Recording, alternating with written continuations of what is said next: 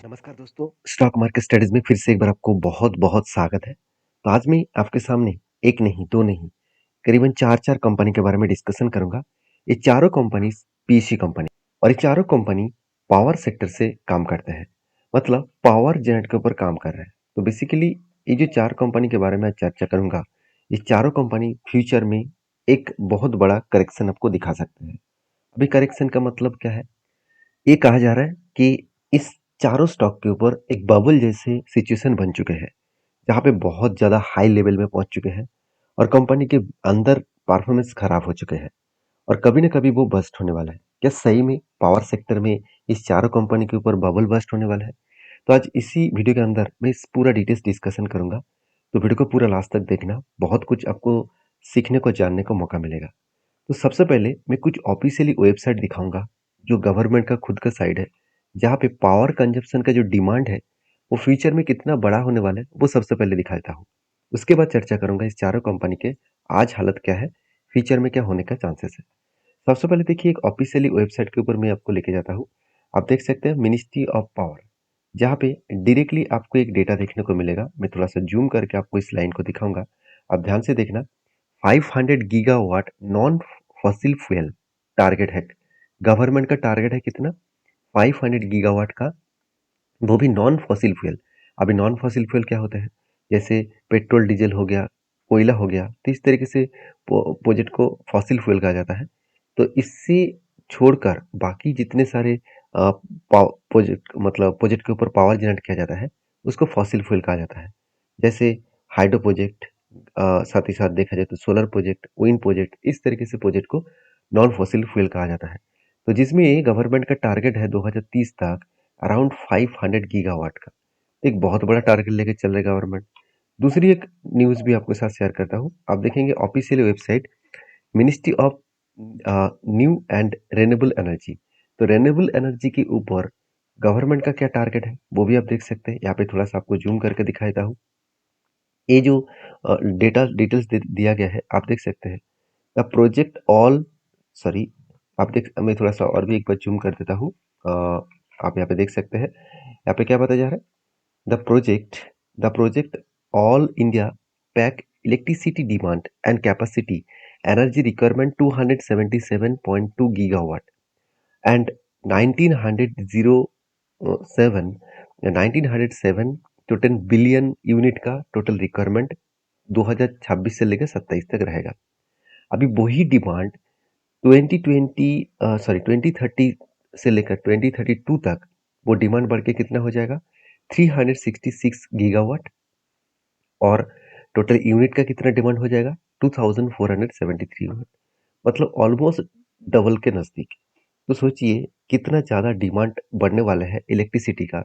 आप यहाँ पे देख सकते हैं। जहाँ पे इस डिमांड को फुलफिल कौन करेगा? रिन्यूएबल एनर्जी करेंगी। और एक अपडेट मैं आपके साथ शेयर करूंगा। यहाँ पे आप देख सकते हैं कि जो प्रोजेक्ट है उसमें विंड प्रोजेक्ट कितना अभी चल रहा है?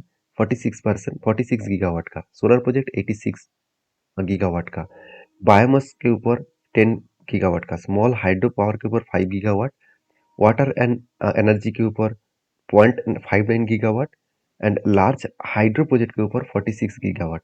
मतलब जो नॉन फॉसल फ्यूल है, इसके ऊपर ज़्यादा से ज़्यादा काम हो रहा है। अभी मैं चार कंपनीज के बारे में बात करूंगा। चार कंपनी पावर सेक्टर से जुड़े तो है, मगर ये चारों कंपनी बेसिकली पावर सेक्टर के साथ इलेक्ट्रिसिटी सप्लाई के ऊपर, साथ ही साथ फॉसिल फ्यूल के ऊपर और नॉन फॉसिल फ्यूल के ऊपर, सबके ऊपर काम करते हैं। तो इस चारों में जो बबल बस्ट होने का जो अनाउंसमेंट किया जा रहा है, बहुत सारे बड़े बड़े दिग्गज अनाउंसमेंट कर रहे हैं, क्या सही में वो बबल बस्ट होने वाला है? चलो एक एक करके कंपनी देख लेते हैं। देखिए, कंपनी के प्राइस को मत देखना, क्योंकि मैं जब वीडियो बना रहा हूँ तब प्राइस, शायद आप जब वीडियो देखेंगे तब प्राइस चेंज हो सकते हैं। प्राइस इंपॉर्टेंस नहीं होना चाहिए, कंपनी के डेटा इंपॉर्टेंस होना चाहिए। तो सबसे पहले मैं जिस कंपनी के बारे में चर्चा करूंगा उनका नाम है एनटीपीसी। देखिए, एनटीपीसी कोई छोटा मोटा कंपनी है, करीबन 3.5 लाख करोड़ है। 3.5 लाख करोड़ का कंपनी है और company power sector, power and distribution industries में, power generate and distribution industries में कंपनी लीडर प्लेयर है। अगर एनटीपीसी की एक बार ऑफिशियल वेबसाइट विजिट करेंगे तो आपको और भी क्लियर हो जाएगा सारे डिटेल्स, क्योंकि एनटीपीसी काम क्या करते हैं सबसे पहले वो जानना बहुत जरूरी है।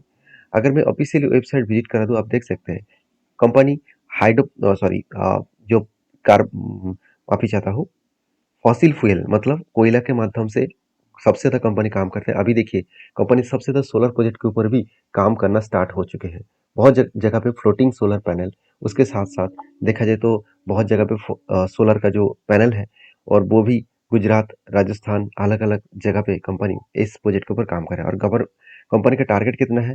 2032 में 2032 में इस कंपनी का टारगेट है 130 गीगावाट प्रोजेक्ट को कंप्लीट करना और 60 बिलियन यूनिट का टोटल प्रोजेक्ट को कंप्लीट करना। जो अभी इसका कितना प्रोजेक्ट चल रहा है 76 गीगावाट का। तो सोचिए कंपनी कितने बड़े टारगेट लिया है। तो एनटीपीसी के ऊपर बहुत सारे लोगों का कमेंट्स है कि एनटीपीसी क्या सही में एक बबल के सिचुएशन में है, क्या सही में को बिग फॉल देखने को मिल सकता है। उससे पहले चलो कंपनी के डिटेल्स भी देख लेते हैं। टोटल इंस्टॉलेशन कैपेसिटी कितना है?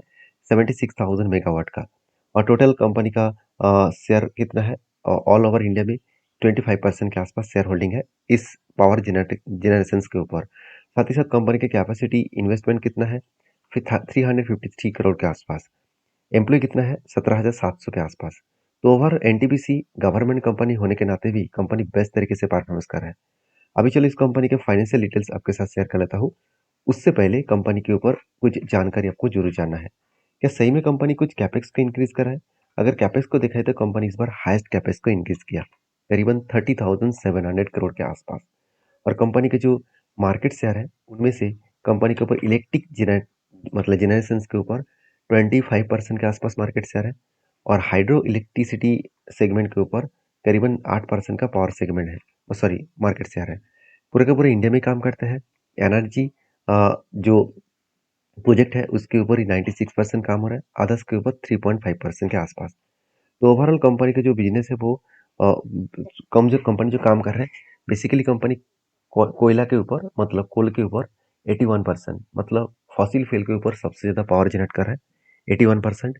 बाकी गैस के ऊपर 9%, हाइड्रो प्रोजेक्ट के ऊपर 5% और रिन्यूएबल एनर्जी के ऊपर अराउंड 4.5% के आसपास। तो इस कंपनी का जो फाइनेंशियल डेटा है वो देखा जाए तो कंपनी का वैल्यूएशन एकदम सस्ते में है। आरओसी आरओई चलो एवरेज लेवल के आसपास है। गवर्नमेंट कंपनी के ऊपर इसी तरीके से दिखेगा। इनकम जबरदस्त है। हाँ, कर्जा थोड़ा सा ज़्यादा है। देखिए कर्जा लेने के बाद इतना जबरदस्त इनकम कर रहा है तो इसमें चिंता करने का मेरे हिसाब से जरूरत तो नहीं है क्योंकि गवर्नमेंट कंपनी के ऊपर इस तरीके से कर्जा आपको दिखने को मिल ही जाएगा। तो इंडस्ट्रीज पी रेशियो के हिसाब से कंपनी का पी रेशियो बहुत सस्ता है। तीसरी बात कंपनी का प्रॉफिट एंड लॉस में कंपनी का ग्रोथ देखिए, साल भर के जो डेटा है कंटिन्यूसली एक रेंज के बेसिस में प्रॉफिट बढ़ाते चले जा रहे हैं। इस बार भी हाईएस्ट सेल्स जनरेट किया, एक्सपेंस को मिटाने के बाद इस बार भी हाईएस्ट प्रॉफिट जनरेट किया। तो सोचिए जो कंपनी इतने शानदार प्रॉफिट जनरेट किया, क्या उस कंपनी में बबल बस्ट होने का चांसेस है? हाँ। कहाँ पे दिक्कत है चलो वो मैं आपको दिखाता हूँ। देखिए कंपनी का सेल्स ग्रोथ पॉजिटिवली बढ़ रहा था। Current till two month last 12 month में कंपनी के ऊपर सेल्स एकदम ना के बराबर हो चुके हैं। प्रॉफिट ग्रोथ हाईएस्ट देखने को मिला। तो यही कारण की वजह से मार्केट के ऊपर एक नेगेटिव व्यू दिया जा रहा है। तो कंपनी ऑलमोस्ट टॉप लेवल में है इसलिए 87% तक रिटर्न दे चुके हैं। आरओसी रिटर्न ऑफ इक्विटी भी शानदार देखने को मिले। बैलेंस शीट भी आपको अच्छा दिखेगा और साथ ही साथ कंपनी के इन्वेस्टर देखिए, कंपनी में अगर कोई भी दिक्कत होता तो पहले ही इंस्टीट्यूशन माल बेचकर भाग जाता, मगर इंस्टीट्यूशन खुद यहाँ पे होल्डिंग को इंक्रीज किया और होल्डिंग को कंटिन्यू किया। तो रही बात एनटीपीसी का, अगर मैं चार्ट को दिखा दूं देखिए कंपनी कोविड के टाइम में इस कंपनी का प्राइस था 85 और आज इसका टॉप हुआ था करीबन 400 के आसपास। तो कंपनी टॉप लेवल में है। तो मुझे लगता है देखिए यहाँ पे इतना लंबा जर्नी किया है तो छोटा मोटा करेक्शन होने का तो चांसेस है। इसका मतलब ये नहीं कि बबल बस्ट होने वाला है, बिग क्रैश होने वाला है। अगर बिग क्रैश हुआ तो एक बहुत बड़ा फॉल देखने को मिलेगा शायद। और जो लेवल है वो लेवल कहाँ तक आने का चांसेस है, इसका सपोर्ट लेवल मिलेगा 240 लेवल के आसपास। एक बड़ा फॉल होने का चांसेस भी हो सकता है। तो इस कंपनी के ऊपर एक बार डीपली रिसर्च करके काम करना। मैं तो इस कंपनी के ऊपर बुलिश हूँ। आपकी क्या राय है जरूर कमेंट्स करना। नेक्स्ट जो कंपनी उसका नाम है पावर ग्रिड। देखिए पावर ग्रिड एक पावर देखा जाए तो डिस्ट्रीब्यूशन कंपनी है, एक पावर ट्रांसमिशन कंपनी है। तो पावर ग्रिड एक बहुत बड़ा कंपनी है, इंडिया के सेकंड लार्जेस्ट पावर सेक्टर के ऊपर काम करने वाला कंपनी है। और पावर ग्रिड बहुत अलग अलग जगह पे, हर जगह पे आपको पावर ट्रांसमिशन का काम करता हो देखने को मिलेगा। तो पावर ग्रिड के ऊपर बहुत सारे लोगों का डाउट्स है, क्या सर पावर ग्रिड फ्यूचर में बबल बस्ट होने वाला है, क्या पावर ग्रिड के ऊपर कोई मतलब ग्रोथ कम हो रहा है? चलो वो मैं आपके साथ शेयर कर लेता हूँ। सबसे पहले कंपनी के मार्केट शेयर आपके साथ शेयर करूंगा। अगर कंपनी के मार्केट शेयर के बारे में बात करूँ उसके बारे में बात करूँ तो कंपनी का मार्केट शेयर है ऑलमोस्ट 3,08,000 करोड़ के आसपास। और कंपनी के कैपेक्स के बारे में बात करूँ तो इस बार भी कैपेक्स पिछले सालों की तुलना से ज़्यादा हुआ। पिछले सालों में था 6,900 करोड़, इस बार बढ़ के हो चुके हैं 11,400 करोड़। मतलब एक हाई लेवल का कैपेक्स यहाँ पे देखने को मिले। उसी तरीके से अगर डेटा व्यू के बारे में बात करूँ तो आप यहाँ पे देख सकते हैं कंपनीज के ऊपर जो ग्रोथ है उसके हिसाब से मार्केट शेयर कितना है। देखिए, जेनरेटेड पावर ट्रांसमिशन, उसमें से पावर ट्रांसमिशन के ऊपर 45% मार्केट शेयर इसी के पास है। साथ ही साथ इंटरस्टेट जो state sorry interest power transmission segment के ऊपर 85% मार्केट शेयर इसी के पास है। कंपनी का बिजनेस जो है वो ट्रांसमिशन के ऊपर ही 90% आ रहा है। बाकी देखा जाए तो अलग अलग दो सेगमेंट है, जैसे टेलीकॉम सर्विसेज के ऊपर 2% एंड कंसल्टेंसी के ऊपर 2%। इंडिया के ऊपर पूरा का पूरा काम हो रहा है। कंपनी का जो ग्रोथ है वो देख लीजिए, कंपनी का वैल्यूएशन एकदम सस्ते में है। आरओसी आरओई जबरदस्त तो नहीं है, फिर भी पॉजिटिव है क्योंकि गवर्नमेंट कंपनी के ऊपर हमेशा इसी तरीके से आपको रेंज देखने को मिलेगा। इनकम अच्छा खासा है, डेप्थ छोटा मोटा है, चलो डेप्थ तो ज़्यादा है, फिर भी इसका इनकम के हिसाब से डेप्थ बहुत कम है। और प्रोमोटर के पास होल्डिंग्स भी अच्छा खासा है, अर्निंग पर शेयर भी अच्छा खासा हो रहा है। साल भर में अगर डेटा दिखा दूँ तो कंपनी का सेल इस बार भी हाइस्ट देखने को मिला। एक्सपेंस को मिटाने के बाद कंपनी का नेट प्रॉफिट वो भी पॉजिटिव में है और हाइस्ट देखने को भी मिला है। तो दिक्कत वाला बात यही पे है कि कंपनी लास्ट 10 ईयर्स में देखा जाए तो कंटिन्यूअसली खुद के सेल्स को कम करते चले जा रहे हैं। ये बहुत बड़ा एक वीकनेस पॉइंट है कंपनी के लिए। उसी तरीके से प्रॉफिट ग्रोथ भी देखा जाए तो लास्ट 10 ईयर्स से कंपनी लगातार प्रॉफिट ग्रोथ को भी कम किया। लास्ट 12 मंथ में तो कुछ प्रॉफिट ही नहीं, मतलब जो प्रॉफिट का ग्रोथ होना चाहिए था वो ग्रोथ नहीं हुआ, सेम टू सेम प्रॉफिट हुआ। जितना पिछले बार प्रॉफिट हुआ था इस बार भी उतना ही प्रॉफिट हुआ। मगर कंपनी रिटर्न जबरदस्त देके चले जा रहे हैं और आरओसी भी ठीक ठाक है। कंपनी के इन्वेस्टर के बारे में बात करूँ तो प्रोमोटर से लेकर एफएसडीएस पब्लिक हर किसी के पास इन्वेस्टमेंट है। एफएस ने 1% होल्डिंग को बेचा, इसका डायरेक्टली फायदा डीएस ने उठाया। तो बेसिकली इस कंपनी के जो चार्ट पैटर्न है उसके बारे में चर्चा करूँ तो पावर ग्रिड कोविड के टाइम में इसका प्राइस था अराउंड अराउंड आप बोल सकते हैं 68 रुपीज़ के आसपास, और आज कहाँ पे है, आज अराउंड 348 रुपीज़ के आसपास। एक जबरदस्त जंप और मैसिव जंप यहाँ पे देखने को मिला। तो देखिए, ऑब्वियसली एक फोमो बाइंग तो होते चले जा रहा है, तो कभी ना कभी छोटा मोटा तो करेक्शन होगा। अगर मार्केट में करेक्शन हुआ तो एक अच्छा खासा फॉल शायद देखने को मिल सकता है। बाकी कंपनी के अंदर कुछ गड़बड़ी नहीं है। हाँ, थोड़ा सा सेल्स डाउन हुआ जिसके चलते शायद बबल बस्ट होने का भी चांसेस हो सकता है। तो नेक्स्ट जो कंपनी है उसके बारे में चर्चा करूँ, उसके नाम है एनएचपीसी। देखिए, एनएचपीसी एक छोटा कंपनी है, फिर भी इस कंपनी का छोटा मतलब पहले जो दो कंपनी के बारे में चर्चा किया हूँ उससे थोड़ा सा छोटा है, क्योंकि इसका मार्केट कैप 1 लाख करोड़ है। एनएचपीसी भी एक हाइड्रो प्रोजेक्ट के ऊपर काम करने वाला कंपनी है, और इंडिया में सबसे ज़्यादा अगर कोई हाइड्रो प्रोजेक्ट के ऊपर काम कर रहा है वो है एनएचपीसी। एनएचपीसी अलग अलग जगह पे अलग अलग कैटेगरीज के हिसाब से हाइड्रो प्रोजेक्ट के ऊपर काम करते हैं। इसका ज़्यादा से ज़्यादातर प्रोजेक्ट हाइड्रो प्रोजेक्ट के ऊपर है, और आप देख सकते हैं बहुत सारे एरियाज में इसका हाइड्रो प्रोजेक्ट देखने को मिल जाएगा। चाहे उत्तराखंड हो, चाहे वो हिमाचल प्रदेश हो, चाहे वो जम्मू कश्मीर हो, अलग अलग जगह पे इसका हाइड्रो प्रोजेक्ट के ऊपर काम होता देखने को मिलेगा। अभी कंपनी नया प्रोजेक्ट के ऊपर भी काम कर रहा है, वो है solar project and wind project. ये दोनों प्रोजेक्ट के ऊपर भी कंपनी काम कर रहा है।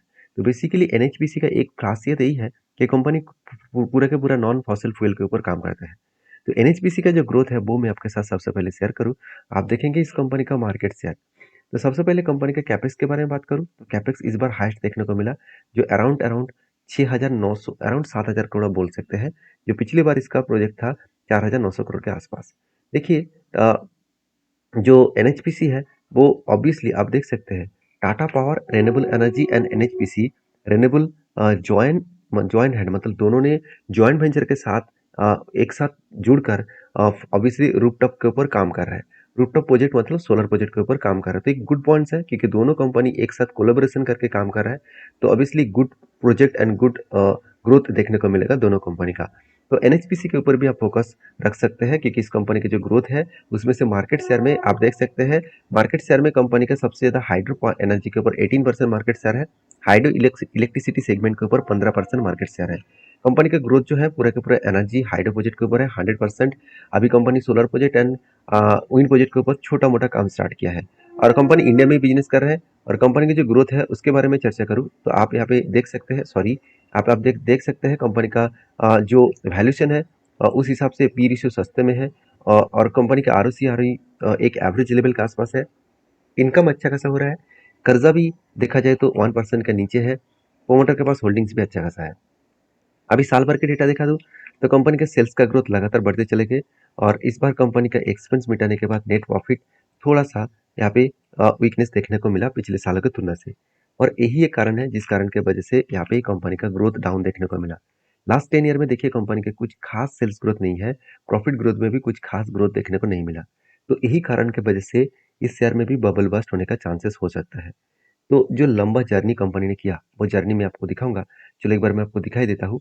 अगर चार्ट को मैं आपके सामने शेयर करूँ, आप देख सकते हैं कोविड के टाइम में इस कंपनी का प्राइस कितना था। अगर मैं इसको 1 मंथ की कैंडल को ओपन कर दूं तो आपको सब कुछ क्लियर हो जाएगा। आप देख सकते हैं यहाँ पे कोविड के टाइम में इस कंपनी का प्राइस था सिर्फ 14 रुपीज और आज कहाँ पे है 120 रुपीज के आसपास। तो कंपनी के ऊपर एक करेक्शन तो हुआ था, तो उसके बाद फिर से कंपनी रिकवरी करने का कोशिश कर रहा है। अगर मुझे लग रहा है कि कंपनीज के ऊपर थोड़ा सा प्रेशराइज बनता हुआ देखने को मिलेगा, क्योंकि पावर सेक्टर का डिमांड तो अभी अपकमिंग टाइम्स में थोड़ा सा कम होगा। क्यों? क्योंकि देखिए गर्मी के टाइम में सबसे ज़्यादा पावर का डिमांड होते हैं। अभी देखिए बरसात का टाइम आ चुके हैं, इसके बाद सर्दी का टाइम आएगा। उस टाइम में घर में जो पावर का कंजप्शन है वो कम हो जाएगा, क्योंकि गर्मी के टाइम में डोमेस्टिक कमर्शियल हर जगह पे पावर का डिमांड बहुत ज़्यादा बढ़ जाते हैं। तो इसीलिए शायद थोड़ा सा बबल जो बस्ट है वो होने का चांसेस हो सकता है। तो आपकी क्या राय है जरूर मुझे कमेंट्स करना। क्योंकि इन्वेस्टर के हिसाब से बात करूँ तो प्रोमोटर के बाद एफएसडीएस पब्लिक के पास भी जितना होल्डिंग था उतना ही होल्डिंग्स है। लास्ट जो कंपनी है उसका नाम है सीईएससी। देखिए सीईएससी ये भी एक 1978 में स्टार्टिंग होने वाला बिजनेस है और ये कंपनी बेसिकली देखा जाए तो इस कंपनी का सर्वर थोड़ा सा वेबसाइट ओपन है, सॉरी सर्वर थोड़ा सा डाउन है, कोई बात नहीं। कंपनी ये भी पावर ट्रांसमिशन के ऊपर काम करते हैं। तो सीएससी एक कोलकाता बेसिस कंपनी है और इस कंपनी की खासियत पॉइंट यही है कि कंपनी का वैल्यूएशन एकदम आपको सस्ते में मिलेगा। आरओसी आ रही तो एवरेज के आसपास है, इनकम जबरदस्त हो रहा है, कर्जा भी ज़्यादा है और कंप्यूटर के होल्डिंग्स भी अच्छा खासा है, अर्निंग पर शेयर भी 10 रुपीज़ के आसपास है। कंपनी के अगर कैपेक्स के बारे में बात करूँ तो कंपनी की जो कैपेक्स है वो अगर देखा जाए तो कंपनी कितने कैपेक्स को इंक्रीज किया, आप देख सकते हैं इस बार कंपनी का कैपेक्स पिछले बार की तुलना से छोटा मोटा इंक्रीज हुआ। 690 से लेकर अब 765 के आसपास देखने को मिला। उसी तरीके से अगर कंपनी के रेवेन्यूज के बारे में बात करूँ तो आप देखेंगे कंपनी सेल्स ऑफ इलेक्ट्रिसिटी मतलब पावर डिस्ट्रीब्यूशन करके सेल्स करके पूरा के पूरा 100% मार्केट से पैसा उठाता है और इंडिया में कंपनी काम कर रहा है। और कंपनी का जो ग्रोथ है वो अगर देखा जाए तो प्रॉफिट एंड लॉस में कितना ग्रोथ हुआ, sales year of year basis में अच्छा आया, एक्सपेंस को मिटाने के बाद नेट प्रॉफिट एक पॉजिटिवली ग्रोथ हुआ, मगर थोड़ा सा अभी कमी आपको देखने को मिलेगा। जैसे देखिए लास्ट 3 ईयर्स में 10% का ग्रोथ हो रहा था सेल्स में, अभी 7% हो चुके हैं मतलब कम हुआ है। और प्रॉफिट ग्रोथ में लास्ट 10 ईयर्स में अच्छा खासा ग्रोथ हो रहा था, अभी करंट ईयर में कंपनी का प्रॉफिट ग्रोथ थोड़ा सा कम हो गया और यही कारण की वजह से शेयर में थोड़ा सा करेक्शन हो सकता है, क्योंकि company profit and sales growth को कम दिखाया और लगातार कंपनी के शेयर में एक ग्रोथ देखने को मिल गया। अच्छा खासा रिटर्न कंपनी जनरेट करके दिया एक साल में 123% के आसपास। तो बेसिकली इस कंपनी के ऊपर इन्वेस्टर प्रोमोटर से लेकर एफएसडीएस पब्लिक हर किसी के पास अच्छा खासा होल्डिंग्स दिखेगा। रही बात चार्ट पैटर्न्स का तो कंपनी एक शानदार तरीके से बाउंस बैक किया कोविड के बाद, 38 से लेकर अराउंड 100 200 के आसपास देखने को मिला। तो एक बिग जर्नी देखने को मिला, दुगना से भी ज़्यादा प्रॉफिट दे चुके हैं। तो अभी कंपनी के ऊपर एक करेक्शन तो हो रहा है, तो मुझे लगता है थोड़ा सा करेक्शन होकर इस लेवल 140 लेवल तक आने का चांसेस हो सकता है। तो ये था कुछ कंपनीज का अपडेट। तो ये चारों कंपनीज के सारे पॉइंट्स आपके साथ शेयर कर चुका हूँ। आपको मुझे जरूर कमेंट्स करना होगा कि इस चारों कंपनी के ऊपर कौन सा कंपनी के ऊपर ज़्यादा से ज़्यादा बबल बस्ट होने का चांसेस है। तो देखिए मेरे ओपिनियन आपके साथ रख चुका हूँ, आपका ओपिनियन क्या है मुझे जरूर कमेंट्स करके बताना। वीडियो में जानकर अच्छा मिले तो प्लीज़ लाइक करना। और हाँ, ये टोटल वीडियो एजुकेशन पर्पस में था, मेरे तरफ से कोई भी बाय एंड सेल का रिकमेंडेशन नहीं है। काम करना है तो प्लीज़ एक बार आपके ओपिनियन के हिसाब से ही करना पड़ेगा। मिलते हैं नेक्स्ट वीडियो में, तब तक के लिए धन्यवाद।